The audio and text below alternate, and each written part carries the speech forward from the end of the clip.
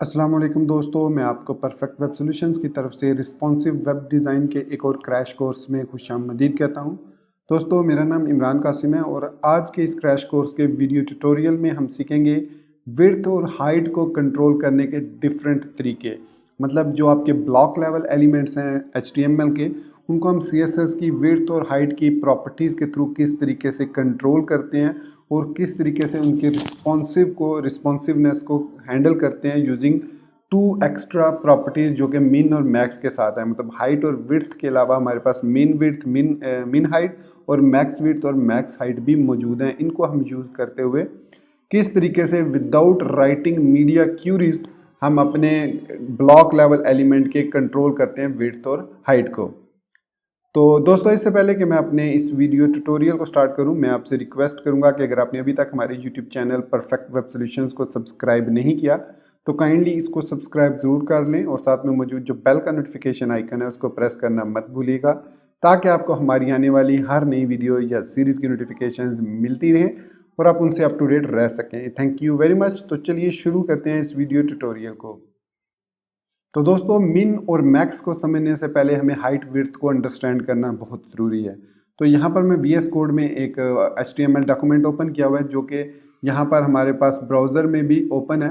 तो इसमें min width and max width versus min height versus and max height का title दिया हुआ है। तो यहाँ पर मैं एक डिव लगा लेता हूँ जस्ट टू एक्सप्लेन, और इस डिव को मैं कुछ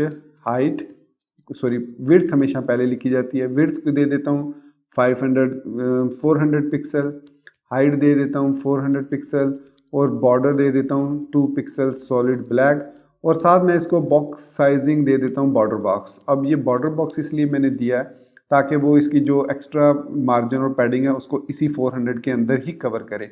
मतलब अगर मैं बॉक्स साइजिंग बॉर्डर नहीं दूंगा तो जो डिफ़ॉल्ट ब्राउज़र की विड्थ मार्जिन और पैडिंग है वो भी इस पर इम्प्लीमेंट हो जाएगी और ये 2 to 4 पिक्सल जो है वो इंक्रीज़ कर जाएगा इन द साइज़।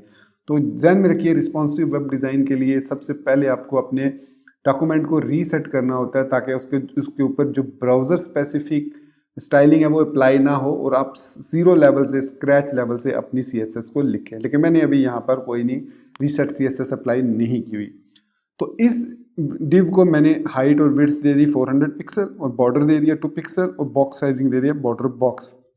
तो यहाँ पर हमारे पास एक बॉक्स क्रिएट हो गया जिसकी विड्थ 400 है और हाइट 400 पिक्सल है।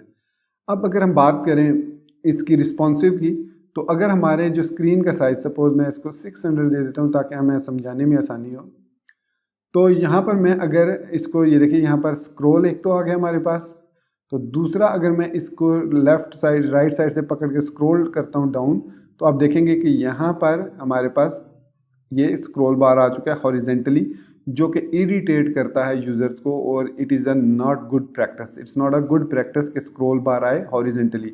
Vertically sometime it is okay, लेकिन समटाइम वर्टिकली भी प्रॉब्लम करता है, स्पेशली जब आप एक फुल स्क्रीन वेबसाइट डिज़ाइन कर रहे हैं। एक मतलब वो यूज़र की डिमांड ये है कि वर्टिकली भी स्क्रॉल बार ना आए और हॉरिजेंटली भी स्क्रॉल बार ना आए और उसके अंदर आप सारा कंटेंट मैनेज करें। तो ऐसी सूरत में आप क्या कर सकते हैं, अभी ये देखें मैंने 600 बाय 600 रखी है पिक्सल, तो वो उसने इसका साइज़ इतना रख दिया। मैं इसको 400 पिक्सल कर देता हूँ क्योंकि अभी हम उन यूनिट्स पे नहीं आए। तो ये हमारे पास अब कुछ इस तरीके से है, ये देखिए ये अब हॉरिजेंटल स्क्रॉल बार आ रही है, तो ये इरिटेट करती है। तो इस चीज़ को विदाउट यूजिंग मीडिया क्वेरी अगर हैंडल करना हो तो हमारे पास है मिन विड्थ, मैक्स विड्थ, मिन हाइट और मैक्स हाइट। उनको यूज़ कैसे करते हैं और उनको यूज़ करने का तरीका क्या है, तो ध्यान में रखिएगा कि मिन विड्थ जो है ये बेसिकली आपके ब्राउज़र की मिनिमम विड्थ को डिटेक्ट करती है कि आपके ब्राउज़र की अगर मिनिमम विड्थ उतनी है तो जिस कंटेनर पर या जिस ब्लॉक लेवल एलिमेंट पर आपने मिन विड्थ यूज़ किया है उसकी विड्थ उतनी ही रहेगी जितनी मिन विड्थ में मेंशन है। तो सपोज अगर मैं यहाँ पर मिन विड्थ कर देता हूँ 600 पिक्सल, अभी मैं इसको सेव नहीं करता। अब आप देखिए आपके ब्राउज़र की जो विड्थ है वो 1440 पिक्सल है, ठीक है, और आपने मिन विड्थ दे दी 600 पिक्सल।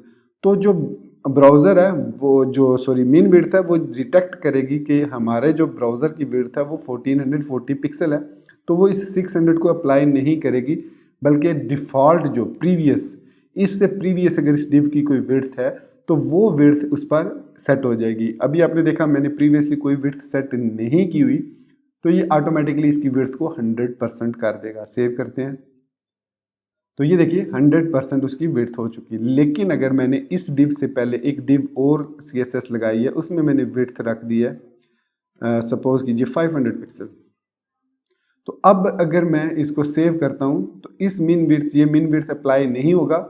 और चूंकि मैंने प्रीवियसली विड्थ को 500 पिक्सल रखा हुआ है, तो जो उस कंटेनर पे विड्थ अप्लाई होगी वो ये विड्थ होगी 500 पिक्सल। मैं इसको सेव करता हूं तो आपने देखा कि हमारे जो कंटेनर की विड्थ है इस वक्त 600 पिक्सल है, मतलब सॉरी 500 पिक्सल, तो मैंने इसकी ज़्यादा विड्थ मतलब यहाँ पर कम रखी है, मुझे 700 पिक्सल रखनी चाहिए थी। तो अब ये जो है 700 पिक्सल है। जो भी हमने विड्थ यहाँ पर रखी है वो अगर इस मिन से ज़्यादा है, इस मिन विड्थ से ज़्यादा है, तो वो अप्लाई होगी। अगर वो मिन विड्थ जो है वो विड्थ मिन विड्थ से कम है, मतलब जैसे मैंने 600 से 500 रखी थी, तो अब ये वाली विड्थ इस पर अप्लाई हो जाएगी और मिन विड्थ जो है वो इस पर अप्लाई नहीं होगी। ये देख सकते हैं आप, मिन विड्थ अब 600 पिक्सल हो चुकी है। अब ये वाली जो विड्थ है ये अप्लाई नहीं हो रही, बल्कि सॉरी ये वाली अप्लाई होगी, क्योंकि ये जो मिनिमम विड्थ है अब ये 500 हो चुकी है उसकी कंटेनर की।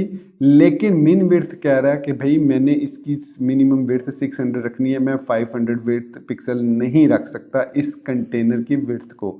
तो ऑटोमेटिकली अगर आपने छोटी विड्थ रखी हुई है तो जो मिन विड्थ है उसको वो ओवरराइड कर देगा। अगर ये ज़्यादा है मिन विड्थ से तो ये फेली अप्लाई होगी, क्योंकि मिन विड्थ को लग रहा है कि हमारे विड्थ जो है वो कंटेनर की ज़्यादा है मुझसे। मेरे पास 600 है, जब उसकी साइज़ जो है 700 है, तो वो अपने आप को इग्नोर कर देगा और इस विड्थ को अप्लाई कर देगा। लेकिन जैसे ही हम इसको लेकर आते हैं नीचे, तो अभी आप देख सकते हैं कि अभी भी इस पर जो स्टाइल अप्लाई हो रहा है वो 700 पिक्सल ही अप्लाई हो रहा है, जो कि हमने यहाँ पर दिया हुआ है। तो जहन में रखिएगा, अगर आप इस विड्थ को भी अब साथ ओवरराइड करना चाह रहे हैं तो यहाँ पर आप विड्थ को 100% कर देंगे, तो ये वाली जो विड्थ है अब ये इग्नोर हो जाएगी, इसको यूज़ वो नहीं करेगा बल्कि इस विड्थ को अप्लाई करेगा और ये विड्थ जो है इस विड्थ को ओवरराइड कर देगी। तो अब हमारे पास 100% विड्थ आ चुकी है। तो मिन विड्थ अब उस वक्त अप्लाई होगी जब इसकी स्क्रीन का साइज़ या ब्राउज़र इस कंटेनर का साइज़ 600 होगा। तो ये देखिए जैसे ही मैं 600 पे पहुंचा, अब उसने मिन विड्थ को अप्लाई करना शुरू कर दिया और हॉरिजॉन्टल स्क्रॉल बार आना शुरू हो गई। तो मिन विड्थ को नॉर्मली हम जो है वो यूज़ नहीं करते इन वेब डिज़ाइन, मोस्टली हम इसको यूज़ करते हैं मैक्स विड्थ को। तो मैक्स विड्थ क्या करता है, मैक्स विड्थ क्या करता है, इसकी विड्थ को 600 पिक्सल मैक्सिमम कर देगा और फिर उस पर विड्थ 100% अप्लाई करेगा। ठीक है, तो अब हमारे पास जो मैक्स विड्थ है वो 600 पिक्सल हो चुकी है और 100% ये वाला भी इस पर अप्लाई हो चुका है। ये वाली चीज़ जो है वो ओवरराइड हो चुकी है। अब अगर मैंने मैक्स विड्थ 600 पिक्सल रखा है और प्रीवियसली विड्थ जो थी वो 700 पिक्सल थी, तो आपने देखा उसको इसने ओवरराइड कर दिया। सो मैक्स विड्थ जो है वो प्रीवियसली डिज़ाइंड विड्थ अगर ज़्यादा है उस मैक्स विड्थ से, तो वो उसको इग्नोर करवाएगी और अपनी इम्प्लीमेंटेशन उस पर कर देगी। तो अब ये वाली विड्थ इग्नोर हो चुकी है। तो इस तरीके से इसको मैं ख़त्म भी कर सकता हूँ। तो इसके साथ मैक्स विड्थ के साथ हमेशा हम विड्थ को 100% रखते हैं। ठीक है, तो अब ये हमारा जो रिस्पॉन्सिव डिज़ाइन है without writing any media query, हमारा जो बॉक्स है वो प्रॉपरली रिस्पॉन्सिव है और उसका साइज़ जो है वो इतना जितना हमने फुल ब्राउज़र के लिए रखा था उसी हिसाब से है, और जब हम उसको छोटा करते हैं तो वो ऑटोमेटिकली एडजस्ट हो जाता है। तो ये है हमारे पास मिन width max width using with width property. तो हमने देख लिया विड्थ और मैक्स विड्थ मिन विड्थ को कैसे हम कंबाइनली यूज़ करते हैं। अब बारी आती है हाइट की। तो नॉर्मली अगर हम देखें तो नॉर्मली हाइट का हमें इतना ज़्यादा इशू नहीं आता रिस्पॉन्सिव वेबसाइट डिज़ाइन में। हम हाइट को जो है वो कुछ भी रख दें, वो कोई मसला नहीं है, user scroll down up down कर सकता है आसानी से। लेकिन सम टाइम सपोज़ ये देखिए मैं यहाँ पर कुछ कंटेंट इसमें ऐड करता हूँ। मैं यहाँ पर H2 के अंदर या H3 के अंदर यहाँ पर मैं कुछ डमी कंटेंट ऐड करता हूँ। मैं इसको सेव किया तो अब इसके अंदर ये कंटेंट आ रहा है। ठीक है, अब सिचुएशन यहाँ पे ये है कि अगर मैं इसको रिस्पॉन्सिव करता हूँ तो ये हमारे पास वेस्टेज ऑफ स्पेस है, मतलब हमारा कंटेंट तो बस इतना है, यहाँ से लेकर यहाँ तक है। अब ये जो साइज़ है, ये जो स्पेस है, ये एक्स्ट्रा यूज़ हो रही है, ये ज़ाया हो रही है स्पेस। रिस्पॉन्सिव वेब डिज़ाइन में, पिक्सल परफेक्ट में हमारे पास ये स्पेस ज़ाया नहीं होनी चाहिए। तो ऐसी सूरत में हम यूज़ करते हैं मिन हाइट को। तो कैसे यूज़ करते हैं मैं आपको दिखाता हूँ। मैं यहाँ पर कर दूंगा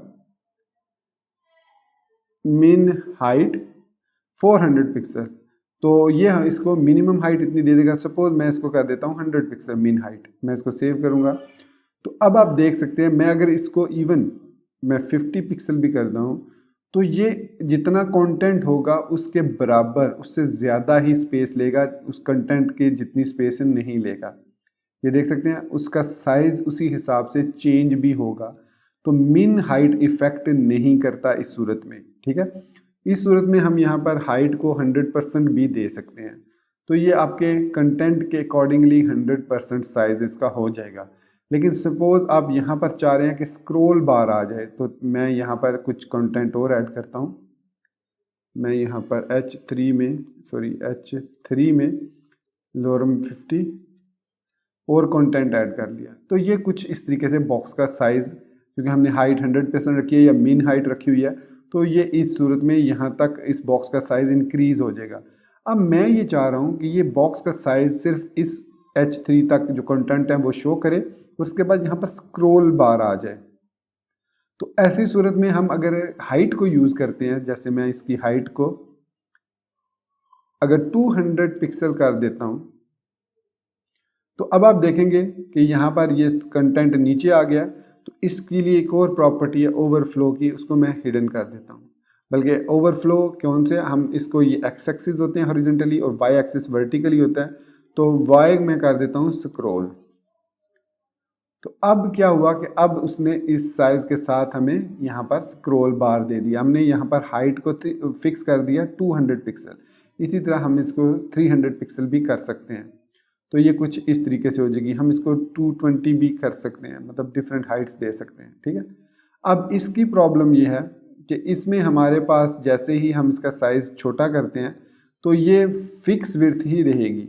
तो अगर मैं इसकी मीन हाइट 220 पिक्सल कर देता हूँ इस तरीके से मीन हाइट, तो ये अब स्क्रॉल बार जो है वो ख़त्म हो जाएगा। तो इसके लिए हम यहाँ पर यूज़ करते हैं फिर मैक्स हाइट 220 पिक्सल। तो मैक्स हाइट जो है सेम हाइट वाला काम करेगा और उसमें यहाँ पर वो स्क्रॉल बार ऐड हो जाएगा। ये देख सकते हैं आप। तो नॉर्मली हाइट का हमें इतना ज़्यादा इशू नहीं आता कि हाइट के लिए साथ हम मिन हाइट यूज़ करें, मैक्स हाइट यूज़ करें। लेकिन मिन हाइट का यूजेज यहाँ पर है कि हम यहाँ पर मिनिमम जो इसकी हाइट है 120 एटलीस्ट हम इसकी हाइट रखना चाह रहे हैं और इसकी मैक्स हाइट हम यहाँ पर 220 पिक्सल रखना चाह रहे हैं। तो इस तरीके से भी हम इसकी मिन हाइट और मैक्स हाइट को सेट कर सकते हैं। लेकिन मिन हाइट हम जो है वो container with in a container जब यूज़ करते हैं, कंटेनर के अंदर दूसरा कंटेनर लगाते हैं, तो जहाँ वहाँ पर हम मिनिमम हाइट यूज़ करते हैं कि मिनिमम इस कंटेनर में इस हाइट के, मिनिमम हाइट के जो बॉक्सेस हैं वो हम सपोज अगर हमने 2 बॉक्सेस वर्टिकली लगाने हैं उस बॉक्स के अंदर, तो मिनिमम हाइट हम उनकी सेट कर देंगे तो वो ऑटोमेटिकली उतनी साइज़ उसका ले लेगा। तो ये है हमारे पास विड्थ और हाइट को कंट्रोल करने के लिए डिफरेंट CSS प्रॉपर्टीज़। तो होपफुली आपको मेरे इस वीडियो ट्यूटोरियल में हाइट और विड्थ को समझने में आसानी होगी। अगर आपको स्टिल कोई भी कन्फ्यूजन है और आप उस कन्फ्यूजन को क्लियर करना चाह रहे हैं related to height and width of a container या उसके रिस्पॉन्सिव इश्यूज़ को, तो आप मुझे इसी वीडियो के कमेंट सेक्शन में उसका क्वेश्चन पूछ सकते हैं या हमें ट्विटर पर, सोशल मीडिया, फेसबुक पर और स्लैक कम्युनिटी ग्रुप में ज्वाइन कर सकते हैं और वहाँ पर अपना क्वेश्चन पुट फॉरवर्ड कर सकते हैं। और इसके अलावा आप जो है तमाम लिंक आपको अबाउट सेक्शन में मिल जाएंगे तमाम सोशल मीडिया नेटवर्क्स के। मुझे इंस्टाग्राम पर भी आप फॉलो कर सकते हैं, उसका लिंक भी आपको मिल जाएगा अबाउट सेक्शन में। तो दोस्तों यहाँ पर मैं अपने इस वीडियो ट्यूटोरियल को ख़त्म करता हूँ और उम्मीद करता हूँ कि आपको विड्थ और हाइट की कन्फ्यूजन क्लियर हो गई होंगी। स्टिल अगर आपको कोई कन्फ्यूजन है तो आप इसी वीडियो के कमेंट सेक्शन में अपना क्वेश्चन पुट फॉरवर्ड कर सकते हैं and I will definitely answer in the comment. और अगर पॉसिबल हुआ तो मैं next upcoming responsive web design की वीडियो ट्यूटोरियल में उसको एक्सप्लेन भी कर दूंगा इन द वीडियो। तो इसी बात के साथ दोस्तों मैं आपसे इजाज़त चाहूँगा। अपनी दुआ में याद रखिएगा। Thank you very much for being with me till the end. Take care, goodbye, and Allah Hafiz.